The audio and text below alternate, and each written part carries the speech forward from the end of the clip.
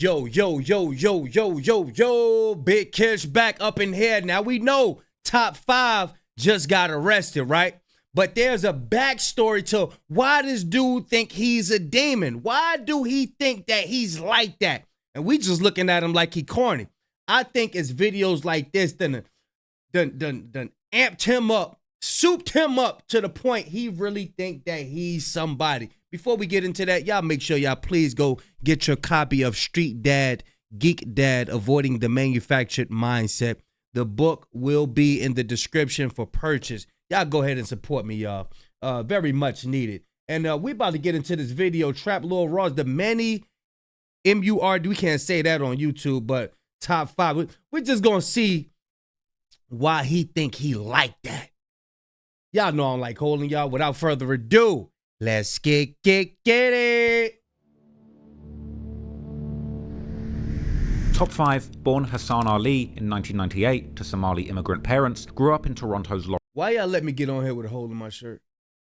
You know what? Let's get it. Lawrence Heights, a neighborhood that locals call the jungle. Isolated and neglected, this maze of crumbling multi-story townhouses and low-rise complexes that are part of Toronto's public housing stood in stark contrast to the middle-class suburbia that surrounded it. Known for poverty, drug deals, and gunfire, Jungle is home to a large community of immigrant families from the Caribbean, South America, Somalia, and other African countries. Immigrants who were all clinging to their own version of the Canadian dream. And it was here, on the basketball courts, that Hassan earned his nickname Top 5. See, I was thinking that these guys was like, I'm listening to their accent. They got like a Jamaican accent, kind of. But they from somewhere. They from Somalia. Now I got to do my research on Somalia. But they said he's from these projects. I don't know. Let's see. A boast that everything he did on the court was Top 5. As a student at Vaughan Road Academy, the same high school that Drake attended, a young Top 5 would get into music from early on, but he wouldn't take it seriously until one fateful day. When Top 5 was 15 years old, he would attend Drake's first annual OVO Bounce tournament. Drake was in attendance, and at the time, the Detroit Pistons star Brandon Jennings' team took the win. And when Jennings ripped off his jersey to celebrate, Top 5 mimicked him mid-photo op, sending the crowd into a frenzy and catching Drake's attention. That spontaneous moment sparked a friendship and pivoted Top 5's path towards music. In 2014, when Top 5... Now keep in mind, we know Drake is obsessed with shoulders. Why do it spark your interest when two guys take off their shirt? Y'all pay attention. I want y'all to be thinking about the Diddy and stuff and all of that stuff too. Check it out. 5 was just 16 years old. He would drop the song Shirt Off Shorty, doubling down and basing his personality on the gimmick of having his shirt off. On any block, I'll have you know. This Chicago drill-inspired track racked up 5,000 views in just a few weeks. But then, months later in December, Drake would make an Instagram post of him watching Top 5's video, together with the caption, "Back in the 6, shout out to Top 5, which would catapult the track into local success in Toronto. With a viral song in his pocket and the co-sign... Y'all heard that? This is what he doing in his spare time. I just wanted to point out some, I just want to keyframe this, if you will. Just want to point out some things that I see that hopefully, you know, y'all get it too. But in your spare time, you watching guys with their shirt off. You got to pick up what he's putting down right here. Now, Trap Lil Ross going to try to spin all of this around into some gangster stuff. Nah. Hold your brakes, pump your brakes. We're going to be pointing out the stuff we're going to be pointing out the inconsistencies and all this gangster stuff. Check it out. From the biggest rapper in the world, the 16-year-old Top 5 would turn his 15 minutes of fame into a burgeoning music career. He dropped out of school in 2015, doubling down with the song Hall of Fame alongside Toronto underground rap icon Robin Banks, who belonged to the Was Gang from the north side of Jane and Finch, part of the infamous Driftwood Crips, which are also known for rappers like Pressa, his brother Boondog, and the late Houdini. Then came Shirt Off on Any Block, with a music video filmed in the heart of the jungle. You guys have the same sound. Like, I don't want to sound like The Weeknd, I don't want to sound like Drake. I want to sound like myself. You're never gonna make it out if you don't sound like yourself. I grew up in Toronto, but I don't like this in the winter. I like the summer when my shirt comes off. A track that even the Toronto police were enjoying.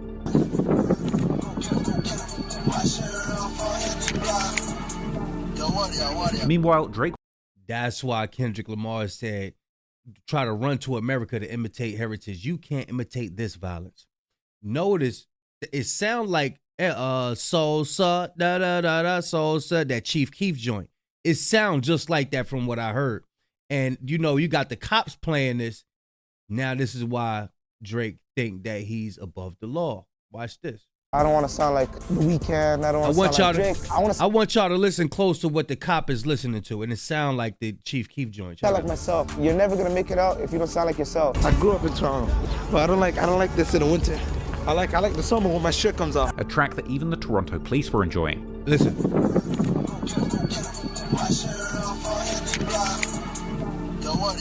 Meanwhile, Drake. Oh no, he said my shirt off for anybody. That wasn't so that was my bad. My apologies. That was wrong. That was wrong. My shirt, my top off on any block. That's a New York drill joint. That pop on any block. I forgot. Somebody let me know in the comment section what song is that. Top on any block. That's a New York joint. That's a New York drill joint. But he's running to America to imitate heritage. They can't imitate that Compton violence. They can't, you know what I'm saying? But check it out. Drake would keep the cosigns coming, shouting out Top 5 in the track Grammys from his 2016 album Views. But unfortunately, just as Top 5 plotted his family's escape from the jungle, Started rapping, I didn't know I was gonna blow up. A couple more songs, I'll have a house in Brattle Path. That's my goal. Have a house in Brattle Path, get my mom out the hood, and get my family out the hood. the streets would strike back. Given the nickname of Top 5's neighborhood, the jungle, it's probably no surprise then that gangs have had a strong hold of the area for a long time. For decades, this neighborhood has been home to the so-called Jungle City Bloods gang, and the Millie Rock song. It's the Millie Rock joint. Yup. So yeah, on any block. Yeah, I remember that joint. It's a while back. more recently, particularly a set under them called the GGGs, or Go Get 'Em Gang. Originally called the First Comes Family, online rumors tie the set's formation to a March 2008 tragedy, an unsolved murder of an 18-year-old Ahmed Abdikarim, son of a Somali soccer star and alleged brother of a GGG member named Jason. Ahmed's killing was even caught on camera, but this murder was never prosecuted, and the lack of evidence became a flashpoint for retaliatory violence. While no convictions followed, the incident brought together the GGGs, with notorious members in their ranks like Flipper, aka Saeed, the Postman Mohiuddin 100, Moneyboy, Century, aka Samatar Mohiuddin, Ahmed's brother, Jason GGG, aka Ibrahim Abdikarim, Styles, aka Saeed Osman, a GGG affiliate who's currently... Notice most of these guys look alike because they're immigrants from Somalia. Check it out. ...on the Canada's most wanted list, and among them, a young top 5. The jungle was part of a broader war dividing Toronto's boroughs. On one side, Jane, Driftwood, and Lawrence Heights, and on the other side, territories like Regent Park, Falstaff, and Rexdale. Part of this conflict was GGG's feud with the Falstaff Crips, based in the northwest Toronto's Jane-Falstaff corridor, their turf consisting particularly of 3 large high-rises, numbers 20, 30, and 40, which is why the gang is also sometimes called 234. The Falstaff Crips are known for guys like the rappers 9 and LO, who have both received some notable fame in the Toronto drill scene, while Top 5 and the GGGs have also clashed. You see how Trap Lil Ross do all this research about violence? You won't see him do no research on nothing good. Or you won't see him do no research on his people. I want y'all to check it. You gotta look at the mind and observe all of them. Check them all out. They all defiled. Check it out. With several other rival sets like Bloods from the Connections or South Jane, represented by artists like NHSJJ and Doovie, who have both been some of the most popular drill artists in the Toronto scene. On the other hand, there's also been gang sets who GGG have been close with, most notably being the previously mentioned Was Gang, with Top 5 himself being very close to their rappers YG, Presser, and Presser's big brother Boondog, all of whom were recently shining prominently in Brandon Buckingham's vlog about the gang war in Toronto. Definitely go and check that out. Don't go check it out. It's a bunch of filth. Bunch of nonsense. And the reason why guys like this could make content like this, the reason why he could go out into their hood, because he knows that the wickedness of the audience wants to see this so bad. That's why I tell everybody, sit back and work on yourself, because there's something in you that want to see this violence. Me, I'm going to react to it. We about to get some messages out of it. We about to get some good news. We about to get some good messages out of it. Let's see what we can get out of it. But yeah, we ain't watching this stuff for no violence, man. I like the dirt bike and all that. You know what I'm saying? But yeah, we ain't about to be on this violent tip. That's all they want to do. They want to talk about the violence, all the violence. Look at them. Look at him. Check him out. Him right here. Was Gang. Alexandra Park, PO, MG4L. Content creators get shot in the... Look, you see? You hear that? You hear that? And you got him with the microphone. I don't know why y'all be letting these people into y'all hoods and no, let me be quiet. Let's get it. Head out here. Come around here, you might not leave. Jane and Finch. What began as a simmering tension in the late 2000s And y'all see the blue flags and all that, right? Try to run to America to imitate heritage. They can't imitate this violence. That I want y'all to think. They copying what they see.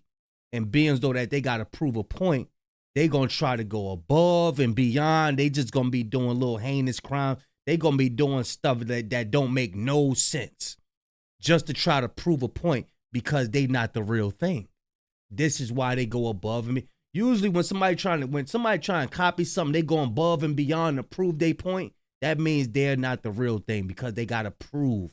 They got to prove they ain't the real thing. Check it out. between these different Toronto factions would escalate by 2018 into Toronto's bloodiest year on record, and at the center of many of these conflicts will be none other than the GGGs. For example, in June 2016, two gunmen would open fire on 20-year-old Nathan Lee in Jamestown near Finch Avenue and Martin Grove Road in broad daylight. Security cameras would capture the chilling attack, which left Lee hospitalized, but fortunately alive. A sunny morning and 20-year-old Nathan Lee is heading out for a bike ride, but steps from his home, Lee is gunned down at point-blank range.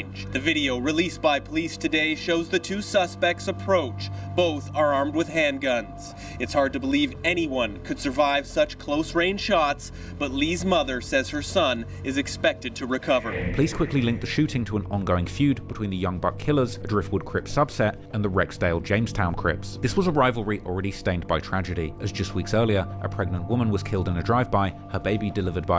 See that? See that? Remember what I just said.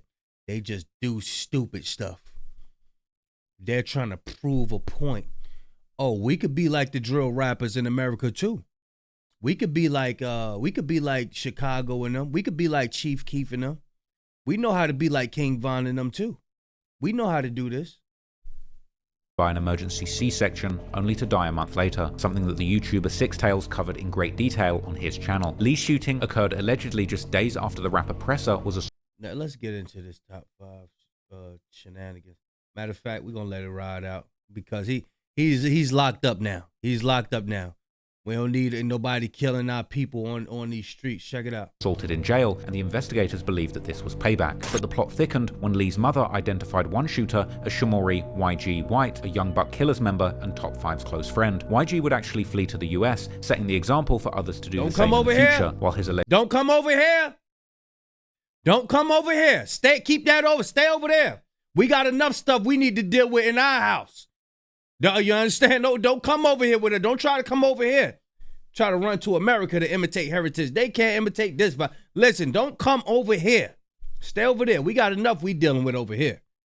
Alleged accomplice, later revealed as Jason from GGG, stayed in the shadows. But then, in March 2017, Jason was arrested and charged with attempted murder and discharging a firearm. YG, who had been on the run in the US, spending a lot of time in Los Angeles, would ultimately be caught in Columbus, Ohio, and brought back to Canada, formally charged with attempted murder. However, due to a combination of good lawyers and the witnesses refusing to testify, both men would face no charges. And YG would later taunt the failed...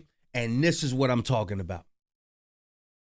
People getting rid of innocent people, unaliving innocent people. This what my mindset be at. They be getting off scot-free. And now y'all understand what I be saying about the Meg and the Tory situation. 10 years for some scars on a foot. Why they ain't getting the 10 years? That's what my mind be at. It ain't that I'm taking up for Meg or I'm taking up for Tory. My mind be somewhere else that I just can't explain to the whole audience yet. My mind be somewhere else. I be thinking like, hold up, we got innocent people out here that's getting unalived. That's what my mind be at. We got innocent people that's getting unalived.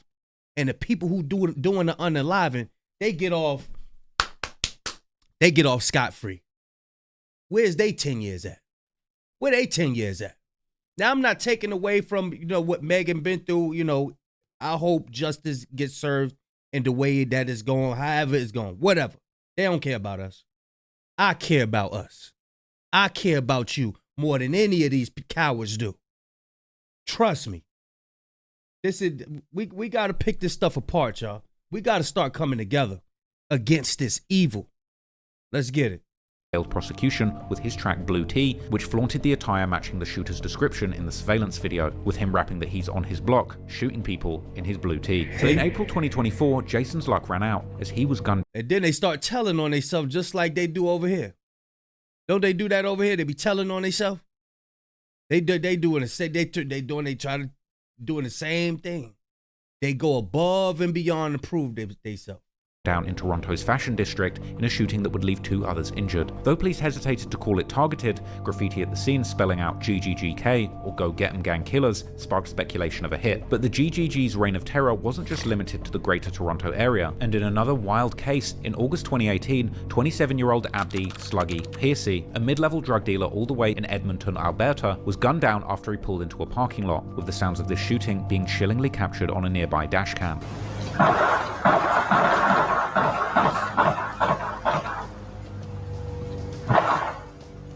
Police called the shooting targeted, revealing that the victim was well known to law enforcement. When police arrived Sunday night, the focus was on a... I don't want to hear this stuff, man. I need to get me some good rest. I don't like listening to this stuff. We here for Top 5, little crazy stuff. Whether or not Foolish was a full-fledged gang member, but his family association to Top 5's GGG crew had allegedly made him a target in the streets, and following his death, GGG was ready to go after anyone who dissed Foolish, and they would waste no time in retaliating. Less than 48 hours after Foolish's murder, on August the 1st... Yeah, he wanted to talk about unalivings all day, man. I ain't got time for that stuff. There we go.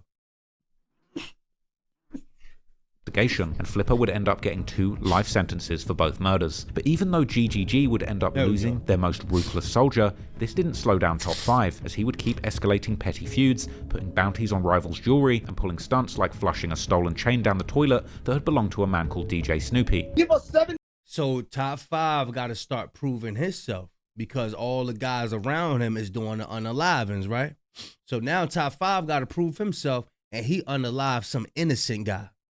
And Drake got him out, paid for the lawyer and everything, knowing the guy was innocent. It was a school guy, some little school kid. 7 days to take your chain. I promise you, chain. You want a cookie? 7 days. Do it. Do you want to do this? 7 days. Count everybody. Everybody watching this. 7 days. Snoopy's not gonna have his chain. Someone went and got my pendant, man. They got my brother's pendant. Okay. Top 5's antics would put him on the radar of one of the biggest media personalities in the American hip. He ain't the biggest media personality, because that ain't real media. And did he just say hip hop? Let me correct him. Hold on. They got my brother's pendant. Okay. Top 5's antics would put him on the radar of one of the biggest media personalities in the American hip hop scene, DJ Academic. No. This is not hip hop. This is not hip hop. This is not hip hop. I want to make sure I get myself clear. This is not hip hop.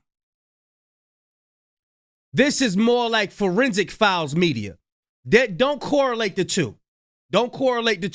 This is not hip hop. And I'm happy he said that, because this is what we came for. This is not hip hop. This is not hip hop. And Top 5 is locked up right now. Top 5 is not hip hop.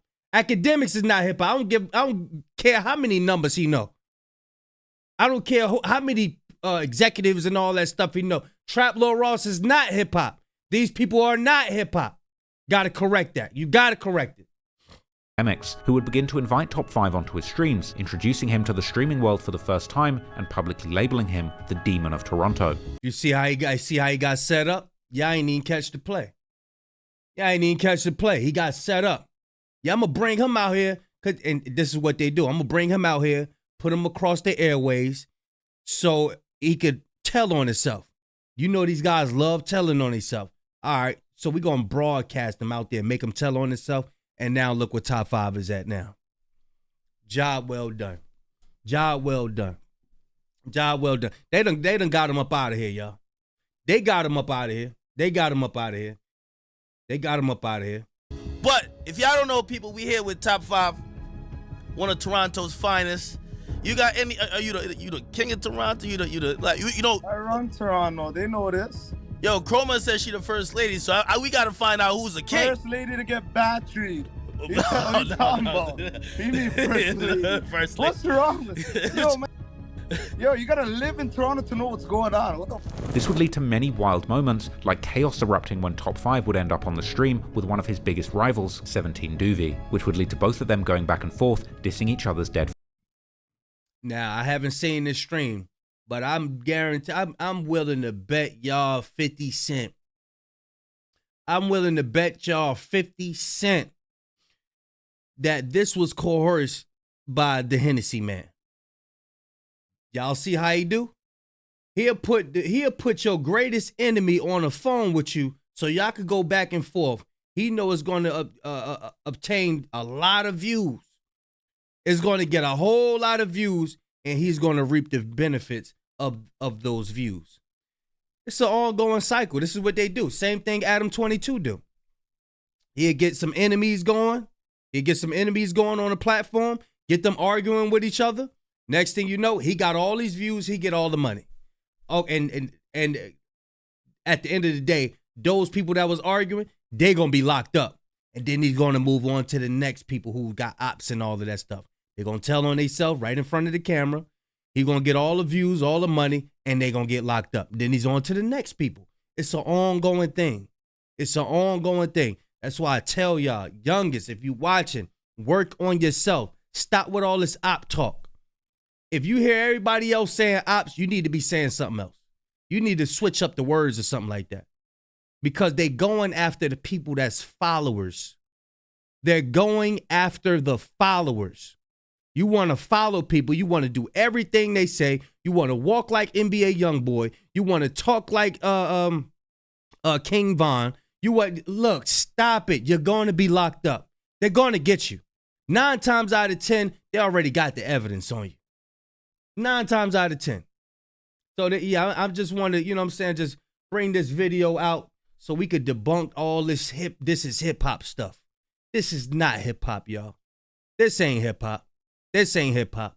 And I want to bring it to the youngins out there. If you're watching this, man, just, you know, give them some words of encouragement. This ain't nothing to be following, man. This is not nothing to be following. Y'all let me know what y'all think of the video, man. All these so-called steppers and so-called demons and stuff out here, man. They not so-called steppers and demons when they come down in the police. Oh, your demon card get revoked then when that badge come, huh?